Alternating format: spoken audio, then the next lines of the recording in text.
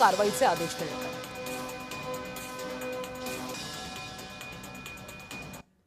खार पोलिसांनी अवघ्या 4 दिवसांमध्ये 2 आरोपींना बेड्या ठोकल्यात। शोरूम मधल्या टेस्ट ड्राईव्ह साठीची गाडी घेऊन चोरटे फरार झाले होते।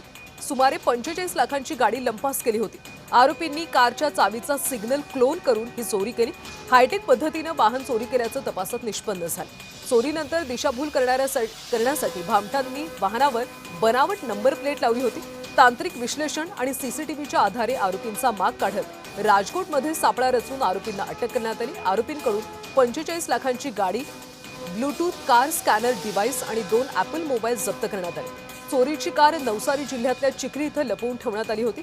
एक आरोपी वाहनाच्या सुरक्षा यंत्रणेत हस्तक्षेप करून कोडिंग आणि इलेक्ट्रॉनिक उपकरणांच्या सहाय्याने चोरी करण्यामध्ये त्याने चोरी केली, तर दुसऱ्या आरोपीने सुरक्षा फीचर्स निष्क्रिय करणं, नंबर प्लेट बदलणं आणि चोरीमध्ये छेडछाड केल्याचं निष्पन्न झाले। या 2 आरोपींना आता अटक करण्यात आली।